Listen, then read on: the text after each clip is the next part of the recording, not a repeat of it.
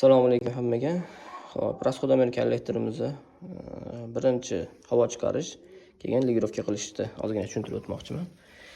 Обязательно mayskilarimiz, ya'ni havo chiqaradiganlarimiz qo'yilgan bo'lishi kerak. Xo'p, bizda hozir hammasi bekik.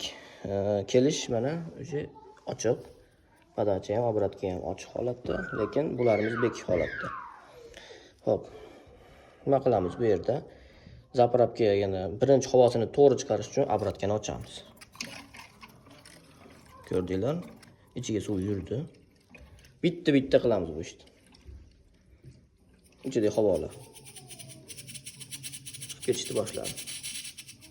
Hammasini teng ochib olib, bu yoqda sirkulyatsiya nasosini yoqib, keyin havo katenixonadan chiqaraman deyishchi xato bo'ladi. Bu yerda havo to'liq chiqib ketsa, bu yerdagi havo ichiga ketib qolmaydi-da, liniyada umuman havo turmaydi xohlasa. Mana shu holatda bitta havosini chiqarib chiqaraman. Havo chiqishini eshityapsizlar.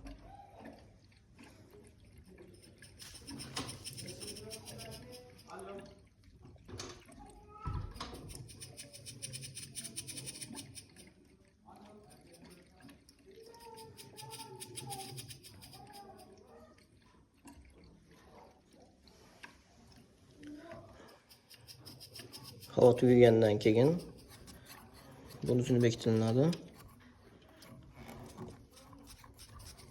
Keyingi etap ochilinadi. Bitta qilinadi. Yarim soatga o'chiramiz deyshi.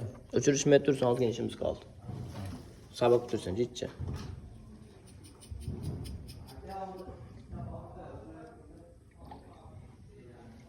Shu holatda.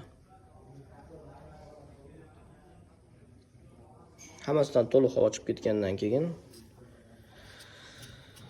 hammasini to'liq ochib yuboramiz.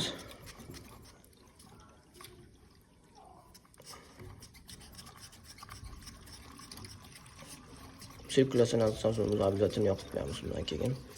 Zapravka krani ochiq turishi kerak.